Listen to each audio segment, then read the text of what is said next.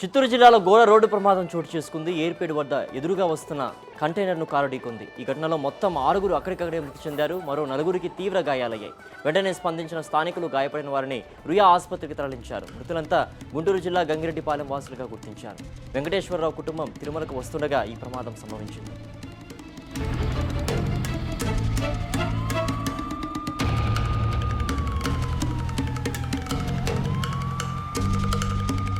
తిరుపతి వెళ్తున్నాము.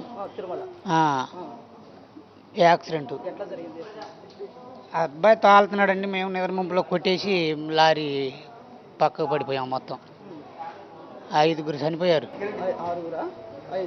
5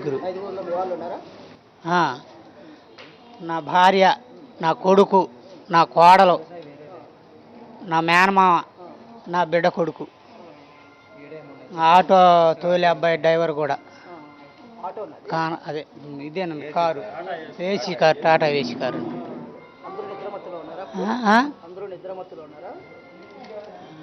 మామూలుగా వస్తానే ఉన్నాం, కొట్టేశారు. ఆ దెబ్బలు ఇంకేం తెలియలేదండి.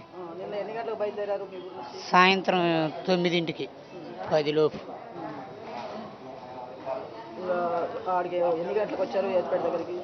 ఐదు అయింది. ఈ అబ్బాయి వాళ్ళదేమో ఓకే, బాబు బాగానే ఉన్నాడు. అదే కొద్దిగా సీరియస్గా ఉంది ఆ కేసు. గోపాలకృష్ణ ఇంకా చూడాలండి, ఇంకా కొన్ని కేసులు చూసి చెప్తాను.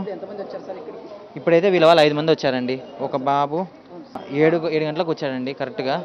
అన్నీ చూస్తున్నాము.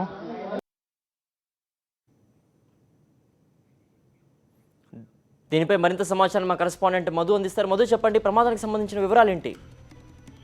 ఇవాళ తెల్లవారుజామున చిత్తూరు జిల్లా ఏర్పేడు వద్ద ఘోర రోడ్డు ప్రమాదం జరిగింది. సంఘటనా స్థలంలోనే 6 చనిపోవడం జరిగింది.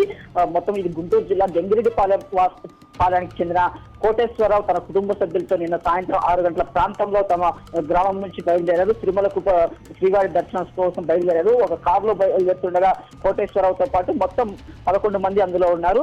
ఈ తెల్లవారుజామున 5 గంటల ప్రాంతంలో, ఉదయం 5 గంటల ప్రాంతంలో ఏర్పేడు సమీపంలో హై స్కూల్ వద్ద రాగానే ఎదురుగా ఉన్నటువంటి కంటైనర్ కారు ఢీకొనడంతో ఈ ప్రమాదం జరిగింది. సంఘటనా స్థలంలోనే 6 చనిపోయారు. చనిపోయిన వారిలో కోటేశ్వరరావు భార్య కోటేశ్వరమ్మతో పాటు ఆయన కుమారుడు సిరిపాలు, కోడలు భార్గవి, అలాగే సమీప బంధువు వెంకటేశ్వర్లు, నాగరాజులు ఉన్నారు. అలాగే డ్రైవర్ కూడా ఉన్నారు. అంటే కోటేశ్వరరావు కుటుంబంలోనే భార్య, కోడలు, కుమారుడు మొత్తం 3 చనిపోవడం జరిగింది. ప్రస్తుతం కోటేశ్వరరావుతో పాటు మరో 4 తిరుపతి రుయా ఆసుపత్రిలో చికిత్స పొందుతున్నారు. కోటేశ్వరరావు మనవడు ఇప్పుడు చిన్న పిల్లవాడు ఎలాంటి స్వల్ప గాయాలతో బయటపడడం జరిగింది. ఆ ఆసుపత్రిలో కోటేశ్వరరావు దయనీయమైన పరిస్థితిలో ఉండడం, బిడ్డలు దగ్గర కూర్చోబెట్టుకొని, ఆ చిన్న బిడ్డ కాబట్టి, 8 నెలల బిడ్డ కాబట్టి ఆ బిడ్డకి ఏమీ తెలియదు, కన్నీటి పర్యంతం అవుతున్నాడు.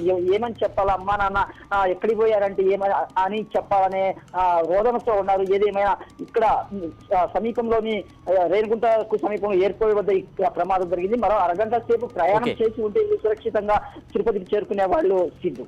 Thanks for the updates Madhu.